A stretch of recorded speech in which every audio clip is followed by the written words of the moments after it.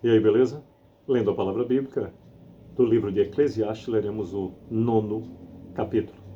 Agora, o principal, Senhor, eis aqui a tua palavra, dá-me a compreensão necessária para vivê-la.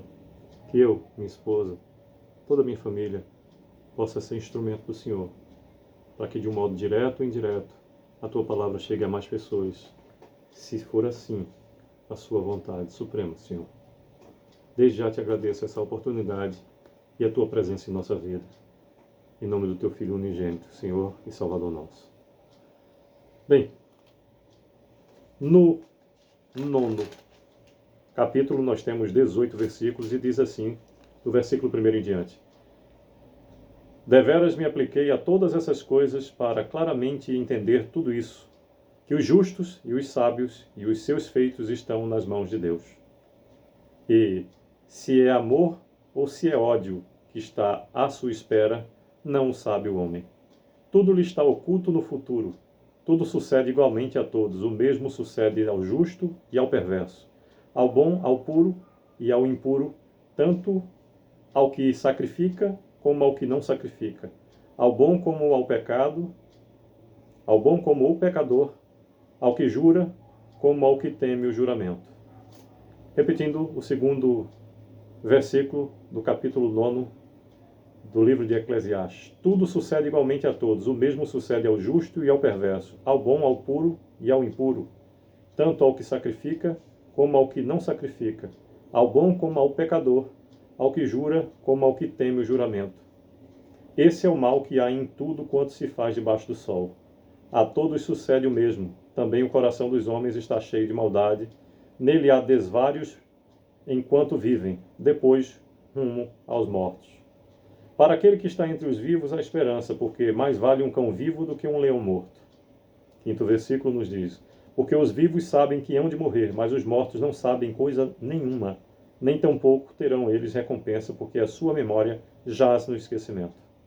Amor, ódio e inveja para eles já pereceram.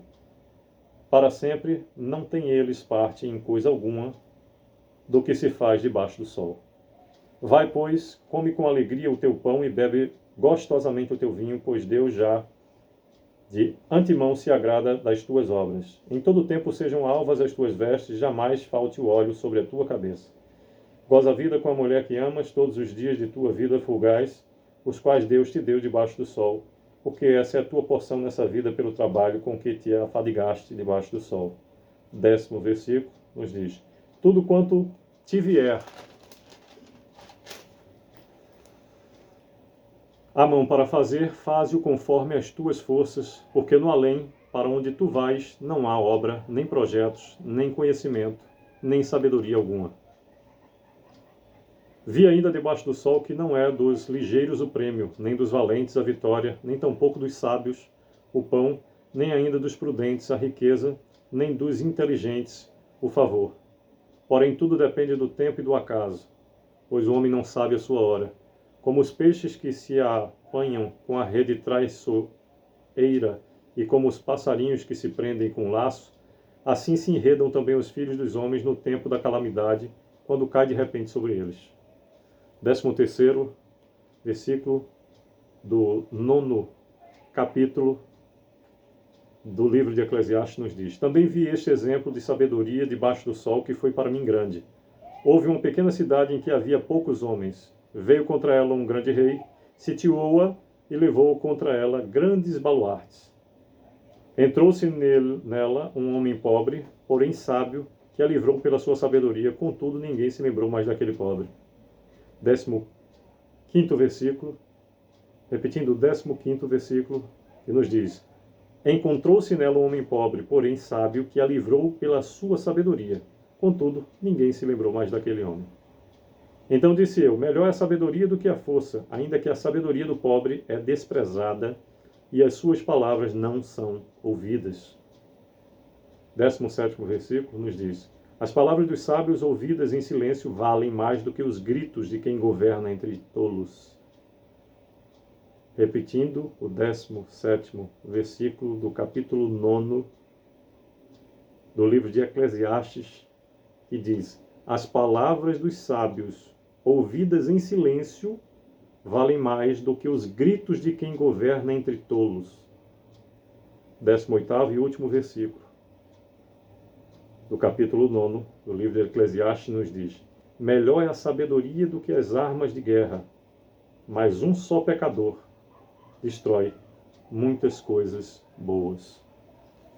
Bem, por meio desse capítulo, nos diz o pregador filho de Davi que a sorte parece ser a mesma para todos. Continua do versículo 11 ao 12 dizendo sobre trabalhos sem recompensa, e do 13 até o 18, exemplo que ilustra essa verdade. Pois é. Mais uma vez ressalto aqui